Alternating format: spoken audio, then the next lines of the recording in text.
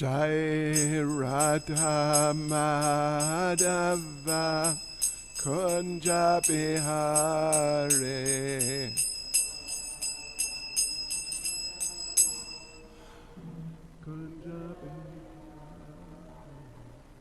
Jaya Radha Madhava Kunja Bihari.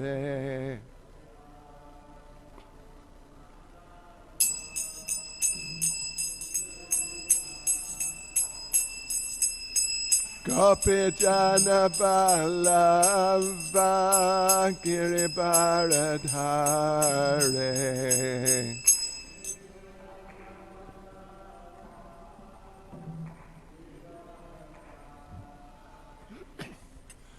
Gopi Jana Ballava Giribharadhare.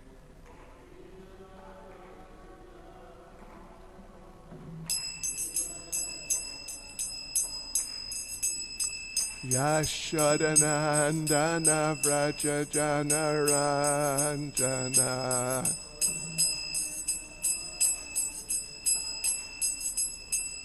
Yashodanandana Vraja Janaranjana.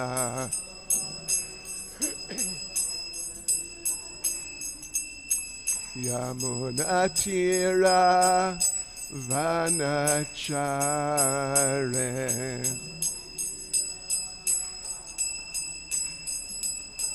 Yamunatira Vanachare.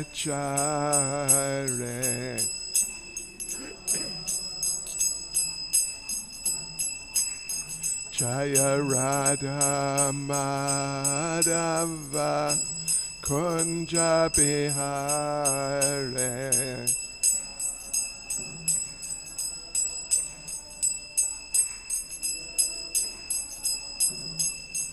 Jaya Radha Madhava Kunja Bihari.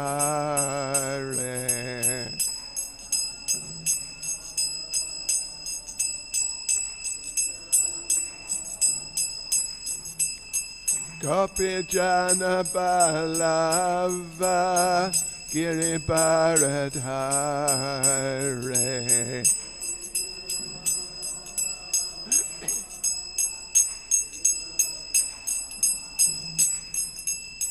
Gopi Jana Ballava Giribharadhare.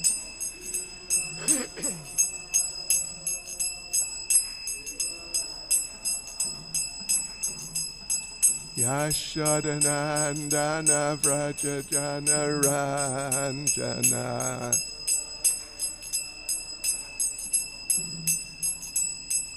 Yashodanandana Vraja Janaranjana.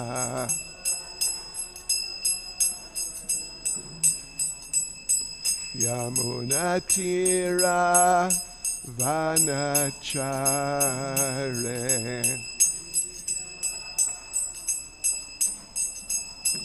Yamunatira Vanachare.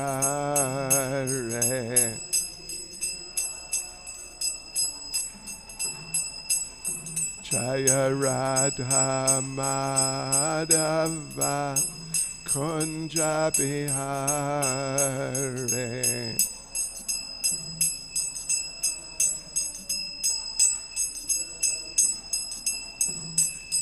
Jaya Radha Madhava Kunja Bihari.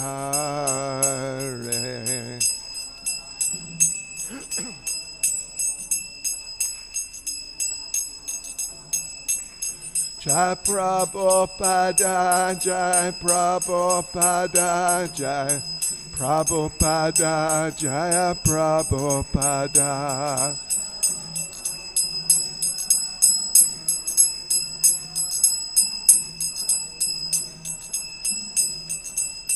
Jaya Prabhupada, Jai Prabhupada, Jai Prabhupada, Jaya Prabhupada.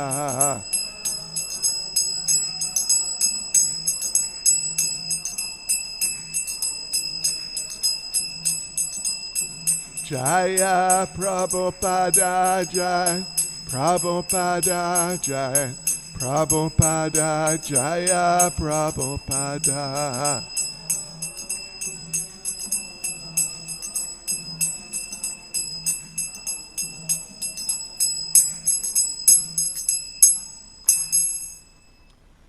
Jai Vishnavad Paramahams Parivrajacharya, Studies Srimad His Divine Grace, A.C. Bhaktivedanta Swami, Srila Prabhupada Ki, ISKCON's founder Acharya, Srila Prabhupada Ki, Grantaraj Srimad Bhagavatam Ki, Shri Shri Radha Radhanath Ki, Shri Giri Govardhan Ki, Shri Caitanya Mahaprabhu Ki, Sankirtan Yagya Ki, Go Premanande.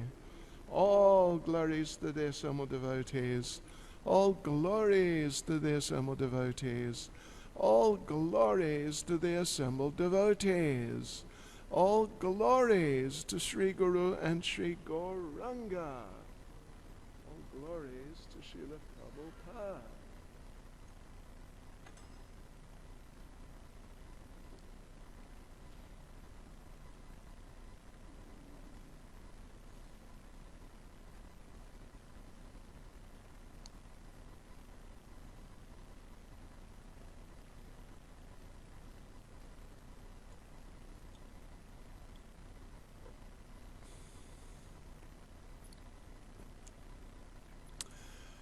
Om Namo Bhagavate Vasudevaya.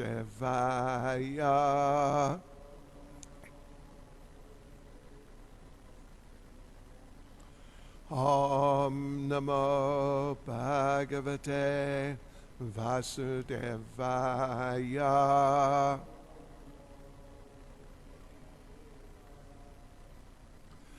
Om Namo Bhagavate Vasudevaya.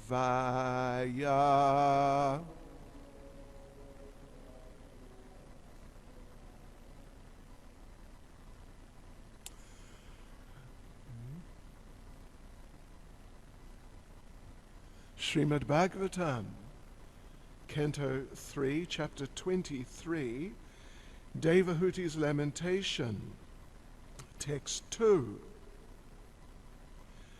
Vishrambenatma Shochena Gauravena Damena Cha Shushrushaya Soridena Vacha Maduraya Cha Bo Vishrambenatma Shochena Gauravena Damena Cha Shushrushaya Soridena Vacha Maduraya Chabo Vishrambenatma Shochena Gauravena Damena Cha Shushrushaya Soridena Vacha Maduraya Chabo Vishrambenatma Shochena Gauravena Damena Cha Shushrushaya Soridena Vacha Maduraya Chabo.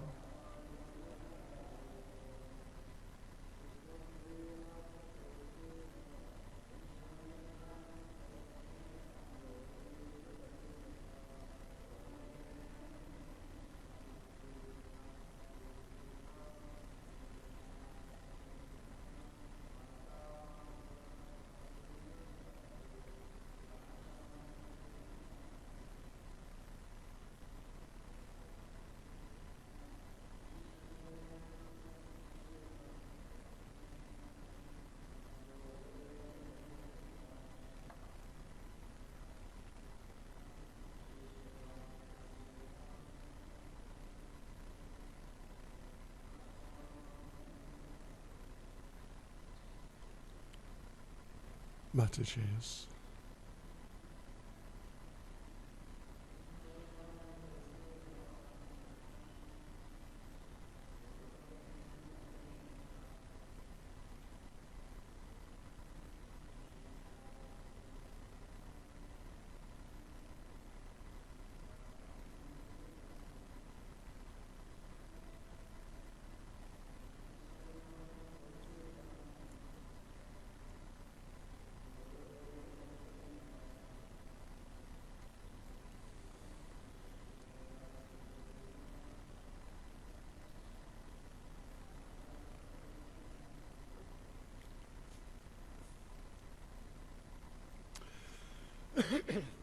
Vishrambena, with intimacy.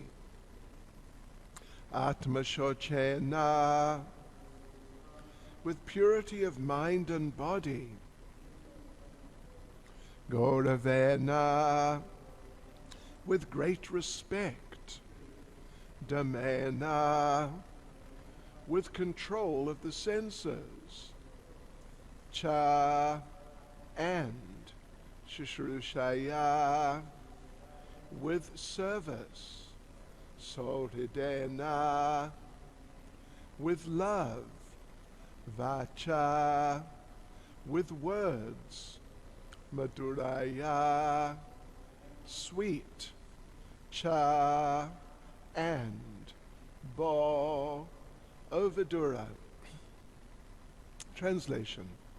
Ovadura, Devahuti served her husband with intimacy and great respect, with control of the senses, with love, and with sweet words. Purport by Srila Prabhupada. Here, two words are very significant. Devahuti served her husband in two ways, Vishrambena and Gauravena. These are two important processes in serving the husband or the Supreme Personality of Godhead. Vishrambena means with intimacy, and Gauravena means with great reverence. The husband is a very intimate friend. Therefore, the wife must render service just like an intimate friend. And at the same time, she must understand that the husband is superior in position, and thus she must offer him all respect. A man's psychology and woman's psychology are different. As constituted by bodily frame, a man always wants to be superior to his wife, and a woman, as bodily constituted, is naturally inferior to her husband. Thus the natural instinct is that the husband wants to post himself as superior to the wife, and this must be observed. Even if there is some wrong on the part of the husband, the wife must tolerate it, and thus there will be no misunderstanding between husband and wife. Vishrambena means with intimacy, but it must not be familiarity that breeds contempt. According to the Vedic civilization, a wife cannot call her husband by name. In the present civilization, the wife calls her husband by name, but in Hindu civilization she does not. Thus the inferiority and superiority complexes are recognized. Domenacha, a wife has to learn to control herself even if there is some misunderstanding. Sohridena vacha madhuraya means always desiring good for the husband and speaking to him with sweet words. A person becomes agitated by so many material contacts in the outside world. Therefore, in his home life, he must be treated by his wife with sweet words.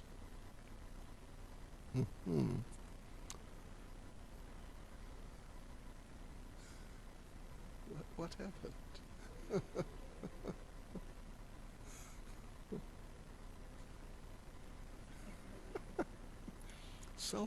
Well, the husband, does it mean the husband doesn't have to be self-controlling? All right. Vishrambenat masochena gauravena damena cha shushushaya soridena vacha maduraya chabo. O Vidura, Devahuti served her husband with intimacy and great respect, with control of the senses, with love, and with sweet words. Nama Om Vishnupadaya Krishna Presta Bhutale Srimati Bhaktivedanta Swaminiti Namane Namaste Saraswati Deve Gauravani Pracharane Nirvishesha Shunyavadi Paschatya Deshatarane Sri Krishna Chaitanya Prabhu Nityananda Shri Advaita Gadadha Shivasati Gaura Bhakta Vrinda Hare Krishna Krishna Krishna Hare Hare Hare Rama Rama Rama Hare Hare Vanchakapatarubhyascha Kripa Sindhubhya Evacha Patitanam Pavanebhyo Vaishnavebhyo Namo Namaha Vaishnavebhyo Namo Namaha.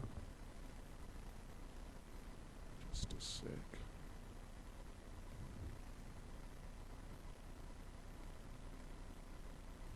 Anyway, we're trying, but it's not easy.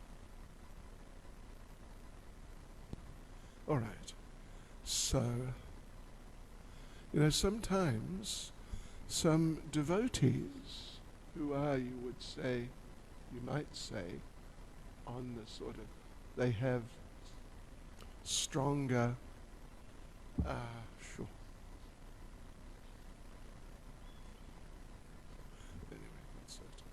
stronger tendencies towards what you might call Western liberality.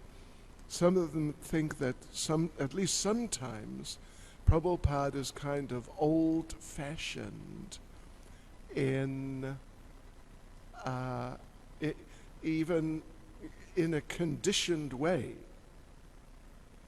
Of course, we don't really accept Prabhupada as being actually conditioned as such in the typical material sense, even at all. But such ideas definitely occur in the minds of some devotees. Yes.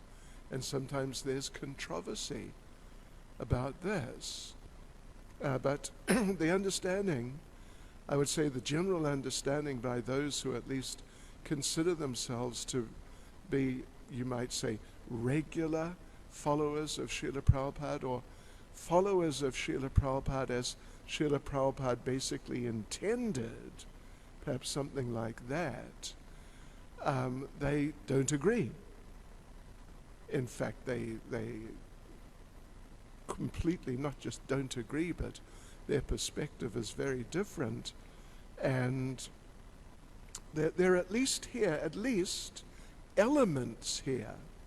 It's not, at least as far as I can see, it's not the whole thing, but there are elements here of what could fall into such a category in the minds of the quote-unquote more liberal, Western liberal style devotees. But like I said, those who are following Prabhupada in ways that, at least generally, it would appear Prabhupada intended for us to follow him, that what Srila Prabhupada's saying here, even though in a certain sense it may be what you could say amusing, it may be just sort of, you might think, what an ideal but. Something like that. But actually, Srila Prabhupada is instructing us here. Srila Prabhupada is instructing us, and the instructions of the spiritual master and Prabhupada as founder Acharya they're just totally foundational and to be taken with complete seriousness as much as one is capable. Yes, it really is like that. And even though sometimes, definitely, sometimes things are presented that we should do this, or devotees do like this, or male devotees or female devotees do like this or that. And for us, from wherever we're coming from, due to pre-Krishna conscious times, or just due to how we are even right now after some years in Krishna consciousness, if we are taken aback, perhaps, or something like that, amused, or we doubt, or we think, how am I going to do that, or how could that be done? This sort of idea. But in cases like that, of course it's often a very individual thing, but in cases like that, then at the very least it should be some type of aspiration. And of course, the very classic case in that regard is Srila Prabhupada himself, who was instructed very clearly on the first meeting, and then in the very last communication, just there was no room really for doubt or maybe, or even I'll try, or I'd like to try, or something like that. But Srila Bhaktisiddhanta made it very clear to Srila Prabhupada that this is what he wanted him to do, and it would be highly beneficial. It would be just of the greatest benefit to him, for Prabhupada, and for those who, of course the instruction was to preach in English in the Western world, and so obviously for the people who he would preach to. But in terms of, digesting things, and in terms of one's personal situation, these considerations, and then in those terms putting things into effect, well, I think we all know very clearly that it took Srila Prabhupada a long time. It really took him, 40 years plus. That's the greater part of a person's lifetime before he applied it. In the meantime, though, Srila Prabhupada was meditating on it, and in the meantime, in different ways, in terms of the position that he was in and the possibilities that appeared to be there, Srila Prabhupada was trying to actually do it. But at least what was actually happening was really quite some distance, some way from what the instruction of Srila Bhaktisiddhanta was really about, and Prabhupada's sort of deeper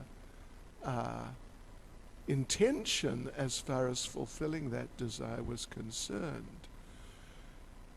So here we read what some people, those people I mentioned, would consider very traditional, very Vedic, and it's true. It's very traditional, and it's very Vedic, and for some it may appear humorous even. Others it may appear just, how on earth could I do that? But for others, should be thinking, how can I try? Because this Prabhupada has instructed, And this is actually very good. This is very good for making one's life a success. Shri Shri Radha Radhanath Shri Giri Govardhan Shri Caitanya Mahaprabhu Ki Jai. Yeah. And we see in Shastra classic examples of this. Ladies who did like that, like Gandhari, who was a devotee and was extremely chaste and just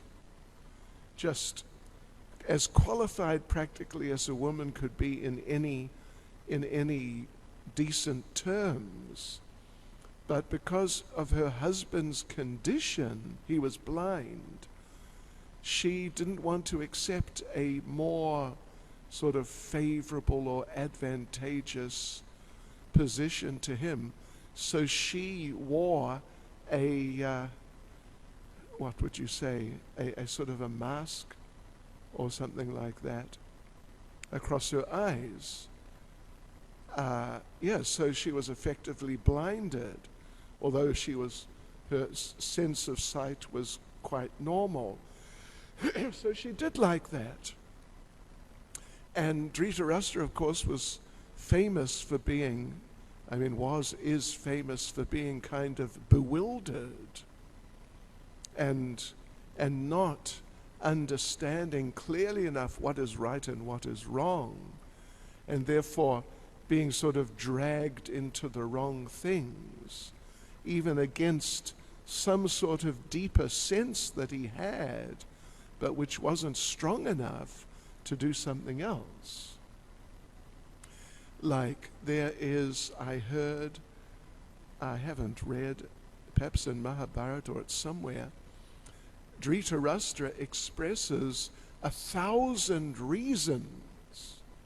I was told 1,000 reasons why he shouldn't have gone against Krishna. Something like that. Some big number.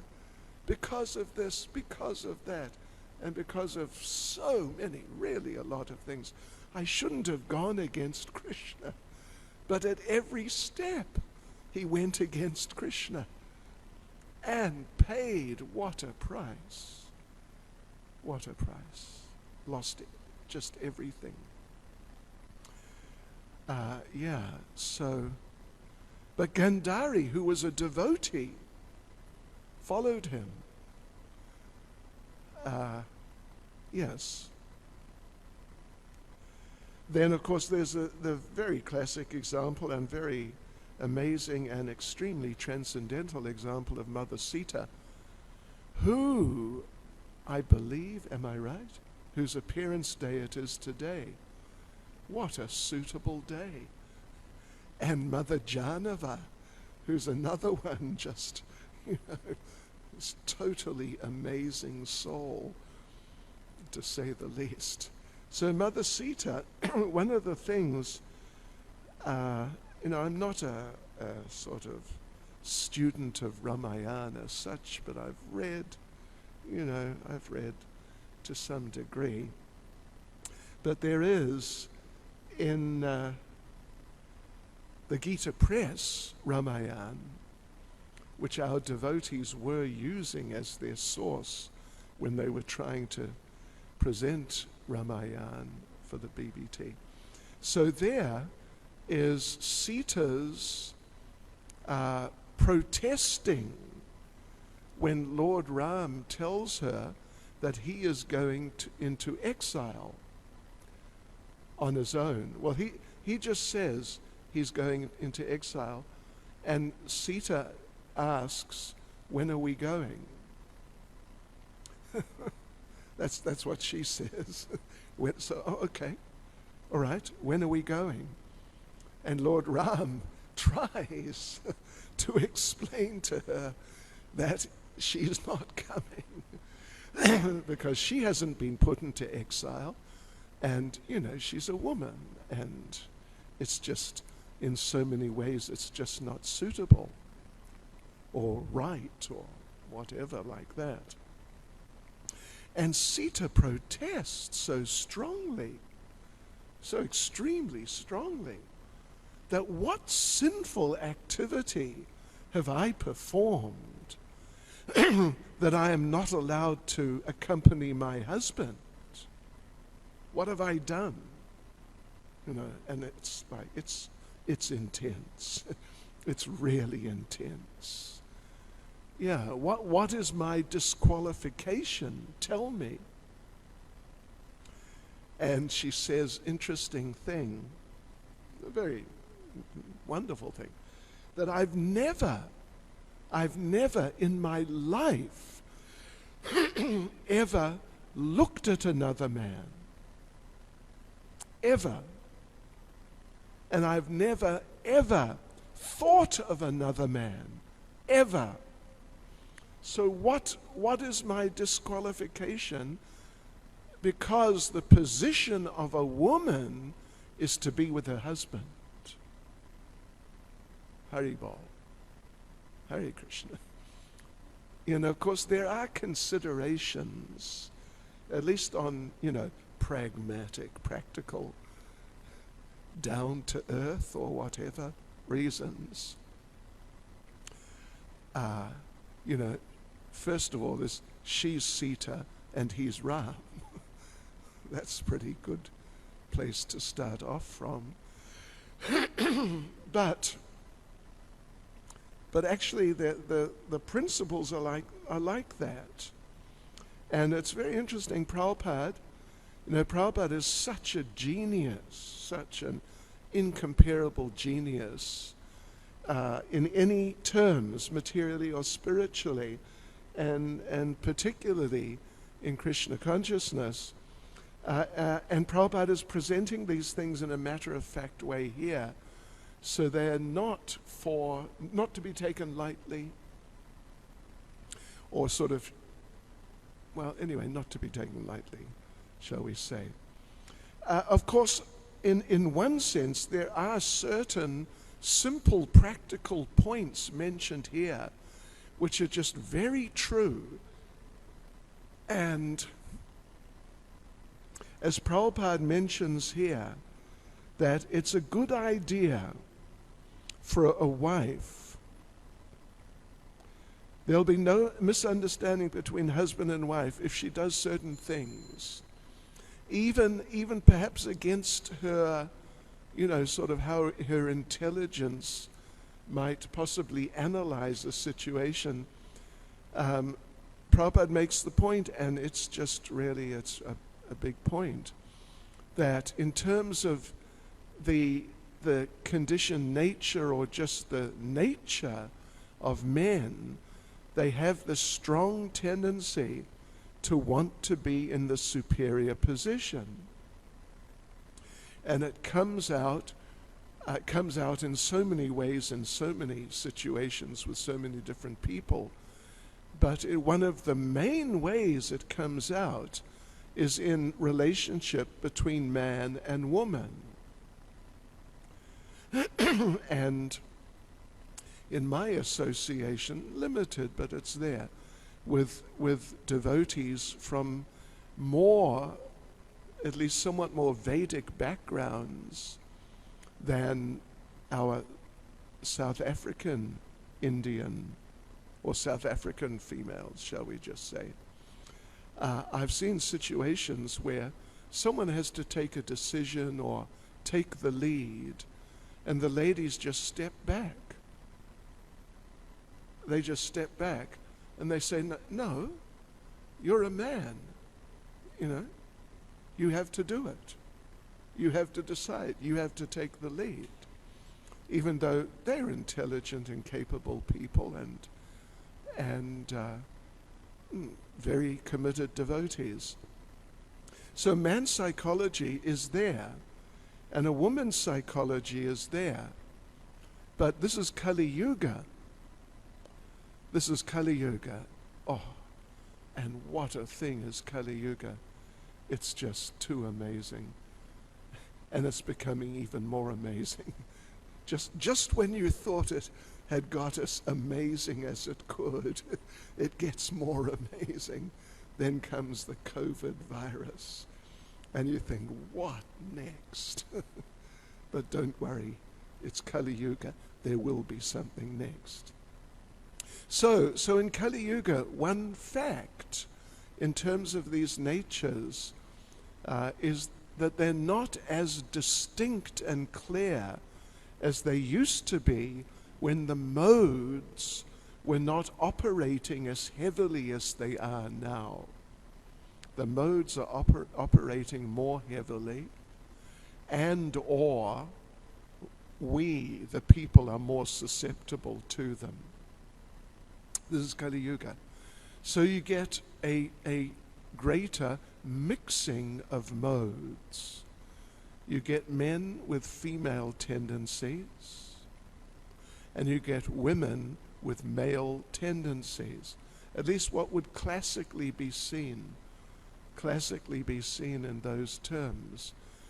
So therefore, plus it's Kali Yuga, and it's just difficult to keep cool and keep self-controlled and to do your duty and accept some difficulty without protesting and getting disturbed about it. But Prabhupada here and elsewhere, Prabhupada makes the point that in a married situation, if a lady is able to accept like this, to a reasonable degree, shall we say, and not always, the famous backseat driver, but backseat driving in every situation, not just in the motor car, but always got an opinion. Why didn't you do that? Why did you do that? No, you should have done this. That sort of tendency. If she can control herself sufficiently to, when there's a need, give input in a sort of, in the way described here, a respectful way, and not a sort of, demanding way, and accept the outcome of the discussion, even if she feels it's not the best. Then the marriage, the relationship, will be able to maintain, as what Prabhupada points out here as the two main factors, intimacy and respect. Intimacy and respect. And without sufficient intimacy and respect, well, maybe you can hang in and tolerate things and not go as far as divorcing, but it won't be a happy relationship. A happy relationship of sharing together in Krishna consciousness in these certain ways. And like this. And I've mentioned before, I'll mention again, on, would you believe, Facebook. Of course, you must know by now, I'm not a total Facebook fanatic by any means, but, well, we're right on it right now. With it's 108 devotees, would you believe? And 104 on Instagram. But anyway, I read on Facebook it must be a year to two ago now, that one male devotee, old devotee, Prabhupada disciple, who's been a devotee 45, 50 years, something like that, 50 probably. And he said, but he's still a householder, anyway, that's another thing. But he said, on Facebook, he made a public announcement, devotees and friends, you know what happened today? My wife gave me the greatest compliment she's given me in the however many decades of marriage we've had together. She said, you're actually quite a good husband. And, you're such a good husband that if we take birth again, I wouldn't mind being your wife again. And he's a veteran. I just observe that's all, at least in this lifetime. I'm sure I've been through it many times before. But it was very interesting that he in such a candid and open way expressed himself like that. Anyway, a number of you sitting here can comment and sort of give advice on application of these ideas better than me. But definitely Prabhupada makes this point, not only here but elsewhere. Even there's an interesting place where Srila Prabhupada, talking about the position of a lady in Krishna consciousness in terms of spiritual master. Because as I'm sure we've all heard, the husband traditionally in a Vedic social context is a type of spiritual master, and in a real way, substantial spiritual position, and the wife is relating, as Prabhupada says, with great respect in that sort of context, at least to some degree. So Srila Prabhupada discusses there, it's very interesting, that a woman in terms of spiritual master, a married woman in Krishna consciousness, is in a better position than her husband. Because the husband only has one spiritual master. She has two. The spiritual master and the husband. You know, obviously it goes without saying, but let us say it. The husband has to be up to some reasonable standard. But Prabhupada says like this. And Prabhupada, it appears, as I recall, it was a few years ago I read it, in a context where Srila Prabhupada is discussing, or there's some mention at least of the verse, Trinada pisa nichena torora pisa hishnana amanina manadena kirtaniya sadahari, one of the most classic verses in our tradition about humility. One should chant the holy names in a humble state of mind, thinking oneself lower than the straw in the street, and so on. We all know that verse very well. No sense of false prestige, ready to offer all respects to others. And in such a state of mind, one can chant the holy names of the Lord constantly. And the fact is that only in such a state of mind can one chant the holy names of the Lord constantly. Otherwise, there will be interruptions from the mind. Yeah, so there's mention of humility, the relationship with the spiritual master. In fact, Prabhupada, maybe not exactly in that place, but elsewhere, Prabhupada, one devotee asks Prabhupada, how can we tell that Lord Caitanya accepted Ishvara Puri really as spiritual master, and not just as a formality, just, so he could say he did, or so other people would know that, well, Lord Caitanya accepted as spiritual master. So did Lord Caitanya accept him in the, if we may use the term again, classic sense of accepting a spiritual master? And Srila Prabhupada answers yes. And we can tell because he spoke this verse, Trinada pisa nichena, that verse. We can tell. Because unless one has a spiritual master, and unless one accepts one's position in the relationship with the spiritual master, one will not be able to have such feelings. One will not be able to be humble like that. It's not possible. So that's there. That's there in the relationship between man and woman. But it's Kali Yuga. So therefore you get men who are not strong, sort of, psychologically, emotionally, and you get ladies who are stronger, at least, or even strong in those terms, whereas they would otherwise be, not that they wouldn't have strength, but it would manifest in a different way. That very strong administrative Kshatriya type of mood.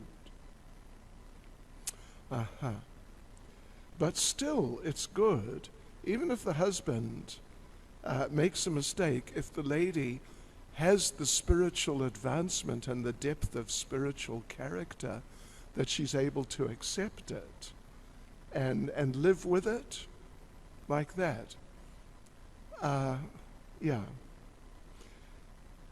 But like we said, not every lady is like Mother Sita exactly. Not every husband is like Lord Ram.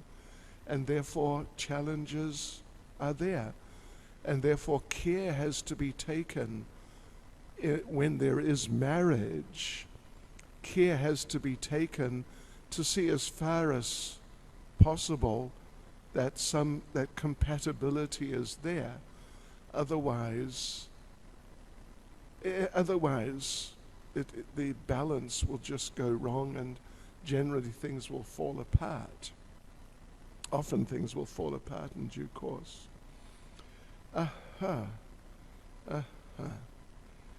So, Srila Prabhupada, because Srila Prabhupada is presenting this, even though, if we think it's funny, obviously it tells something about us, obviously. But, that may be okay, it may be understandable. It is understandable, actually, definitely.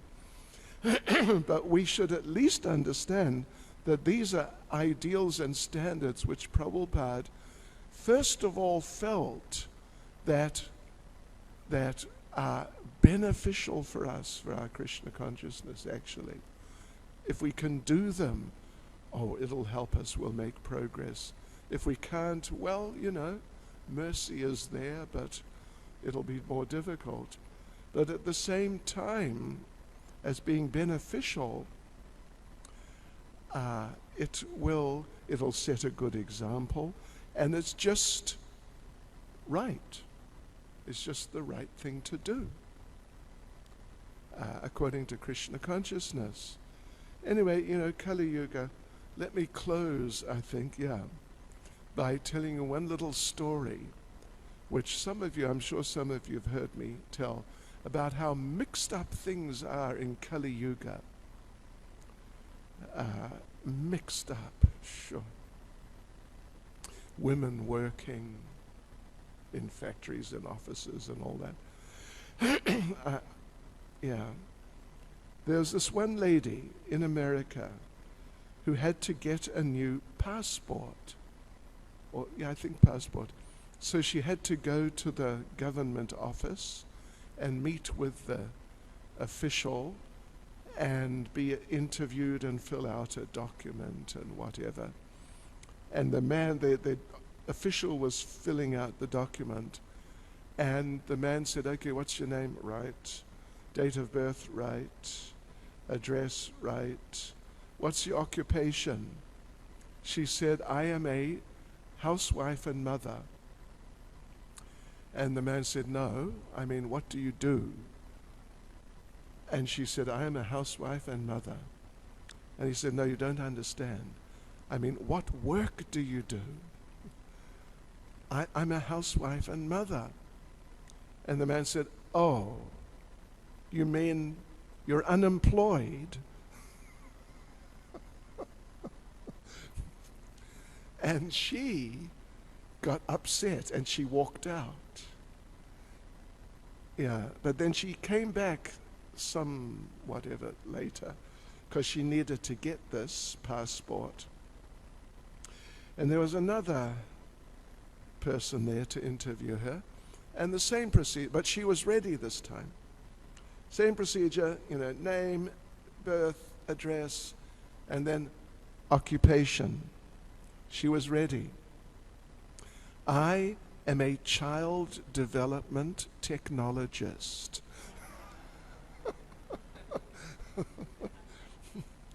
And the man said, "Oh, good, very good, that's nice." And she got her passport. But anyway, like Prabhupada, he held on to that instruction. He never discounted it. He always held on to it. He never discounted it. And he was thinking how to do like that. And eventually, by Krishna's arrangement, things came to that stage. And the rest, of course, is history. And sure, mercy for us, my gosh. Unbelievable. So it's good to have, for ladies, to have these types of aspirations in terms of personal character development. Of course, we are what we are. We are what we are. And that's what we are. And to change what we are,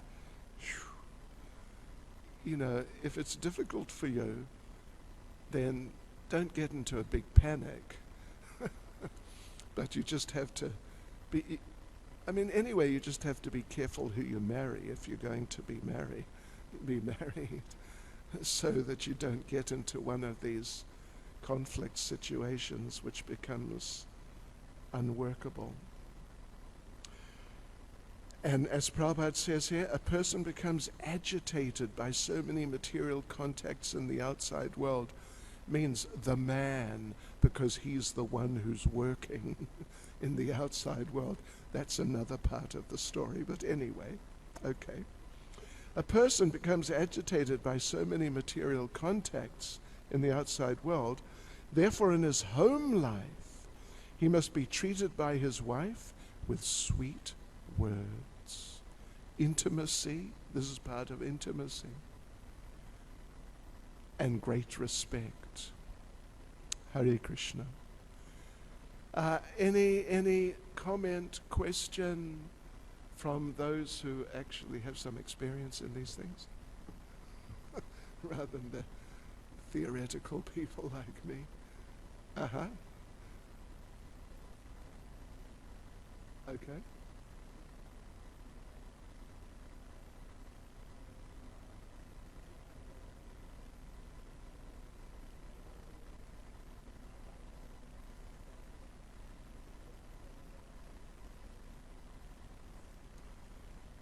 Well, if it's love, it'll be love. He said, serve him with, what was it, great with love.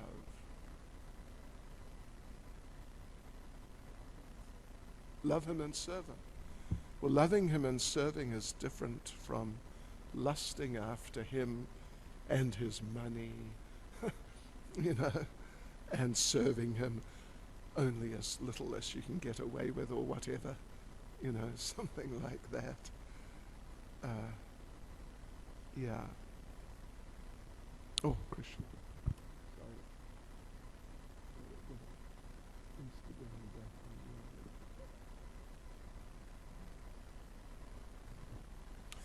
No, so if you really do it like that, and if you really try to follow as much as you might be able, which might not be that much, but whatever it may be, like Devahuti served Kardama, that's not lust.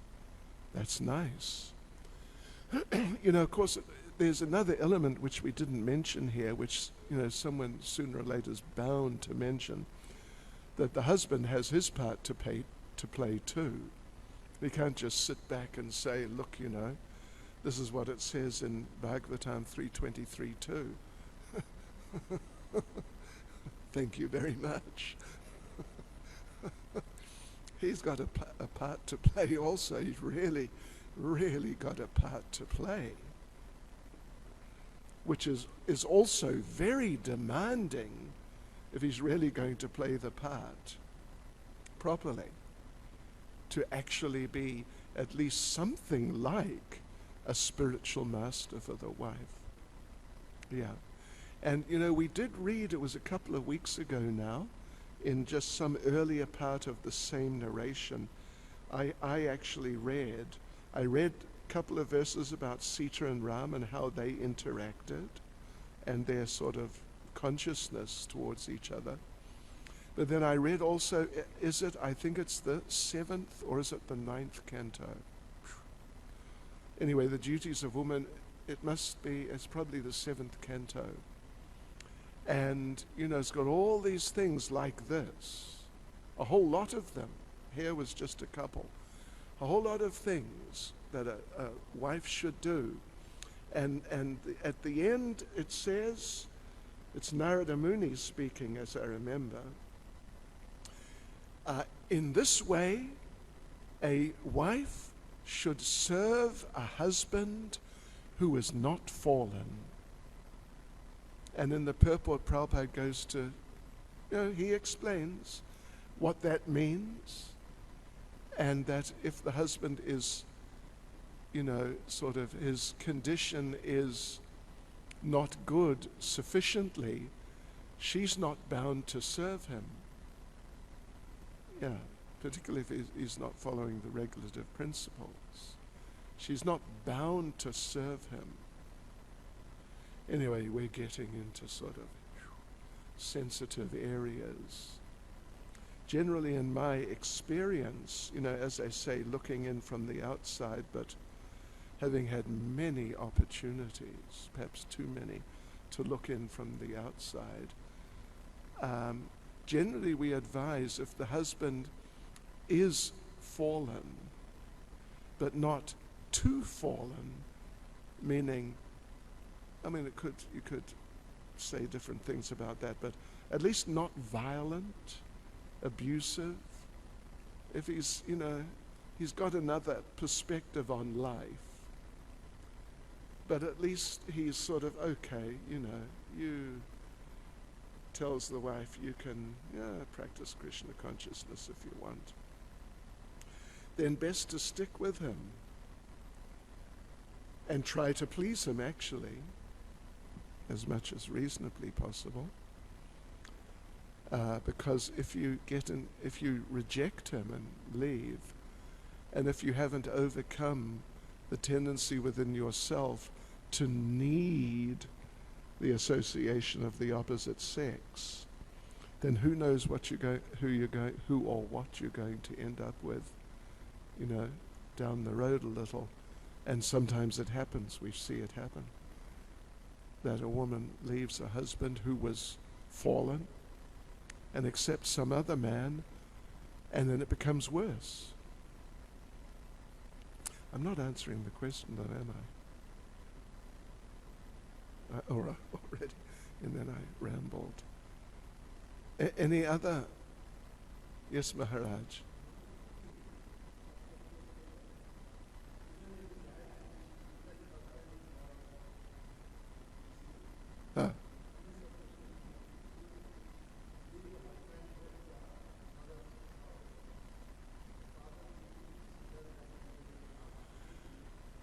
Yes, sure. But only if there's like danger or something.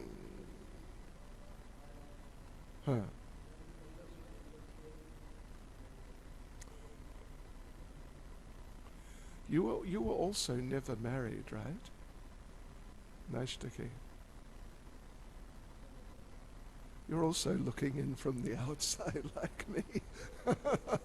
It's easy to say, yes, you should do like this. And yes, loud and clear, please.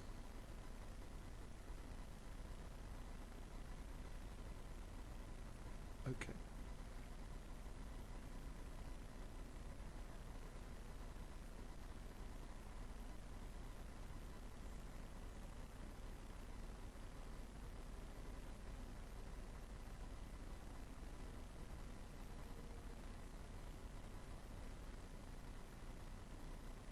Yes?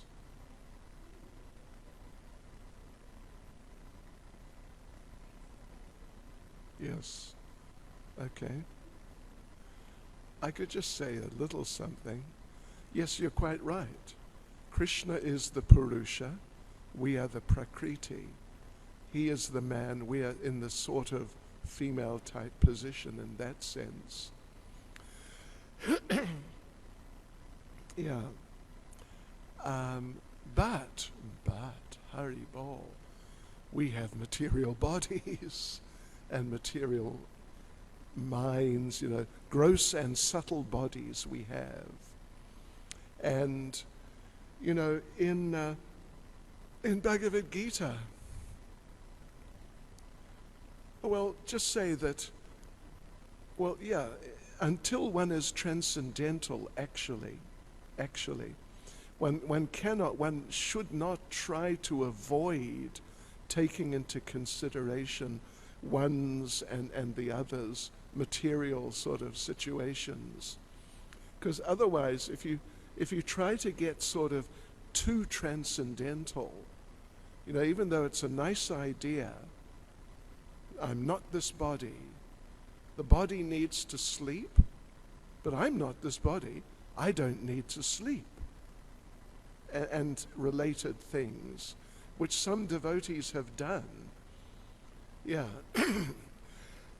Or even, just down on a more sort of real level, that I'm not this body, so I don't need, whether it's a husband or wife, whatever, I don't need that, so I'm just not going to. But actually, in terms of their acquired nature and so on through their so many lifetimes and leading up to now in this lifetime, they actually do need. They actually do need. And if they try to be sort of strong and spiritual, they're going to get themselves, and they do get themselves into much greater difficulty than they would have if they just accepted, okay, I know the transcendental perspective, I'm trying, but in the meantime, I've got to go through this.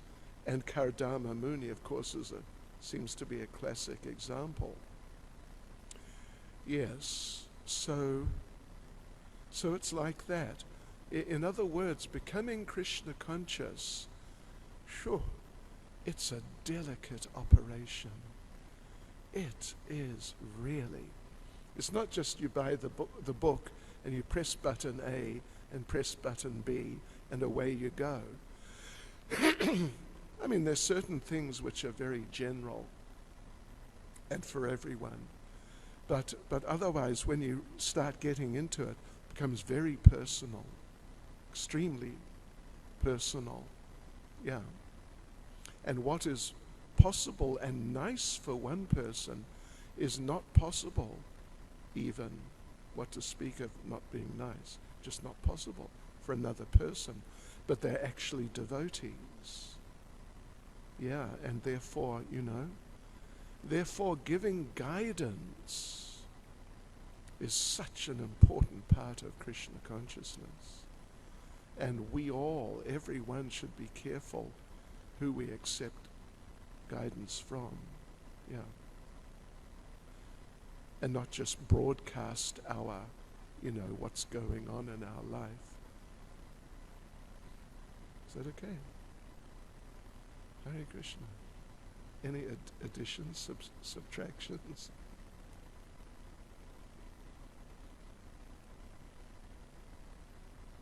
Okay.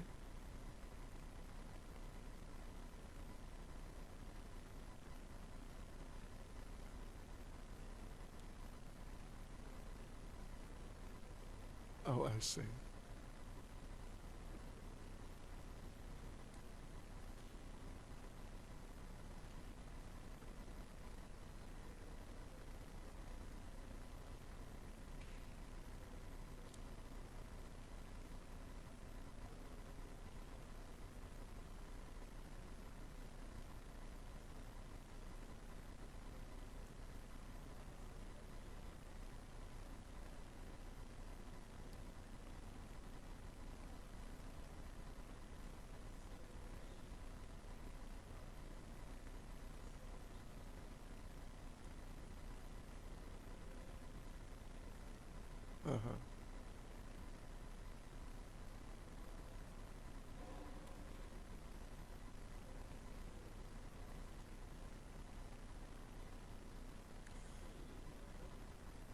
Okay. Yes. Now, out there in Facebook land and Instagram land, let me just really paraphrase. It's a very interesting point that Swarup Damodar Prabhu, who's an ocean of interesting points, he raised the point that there was an incident in an airport once. Prabhupada was speaking with, or anyway, there was a mother with child there, and Prabhupada was asked whether the mother serving the child will help her develop a mood of service to Krishna. And Prabhupada said no. And Prabhupada said, if she becomes more Krishna conscious, she'll be able to serve the child better. It's a change of perspective. But in terms of one just earlier question, if the wife serves the husband, well, even it wasn't clear that was the question, that if the wife serves the husband who's not a devotee, right? Huh? Wasn't stated. But if she serves the husband who's not a devotee, will it help her in her Krishna consciousness? Well, you could say that, just following in that line, that no, if she becomes a better devotee of Krishna, she'll be able to serve her husband better.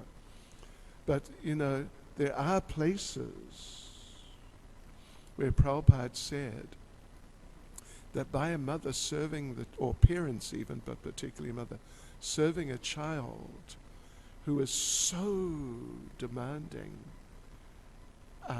and there's no substantial reciprocation, at least for some time, they learn what selfless service means. Yeah, that I came across that.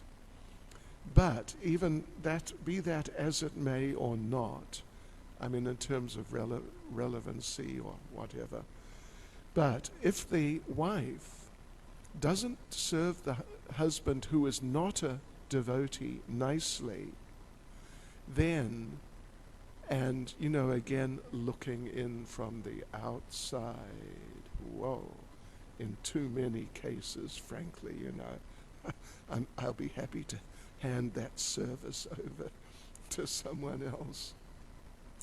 So what happens is that the husband who's not a devotee naturally gets upset. The whole marriage becomes upset. And in a fair number of cases in my observation, the marriage breaks and the wife, now she's on her own and she doesn't really know quite what to do.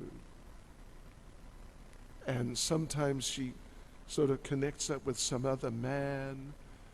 And I've even, interestingly enough, seen cases where they've connected up with another man who was a devotee.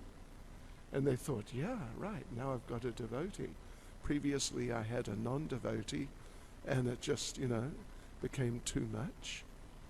But then the new husband who's a devotee is worse. Yeah. Krishna. So, if she serves the husband nicely, in an indirect way, it may well keep her situation in Krishna consciousness in a better state than if she just, the classic, to use the word again, in such situations is the wife who's a devotee and is just, super enthusiastic. She must go to all the programs. Yeah. And, you want me to cook your dinner? Why, go get it. I'll get you a TV dinner. You can heat it up. Or something like that. Yeah. And she tries to be more Krishna conscious than the situation requires to maintain stability. And that stability is just very important for her in certain ways, which just cannot be overlooked. Is that okay? On behalf of... Is that okay for you? All right. Hare Krishna. Srila Prabhupada Ki Jai.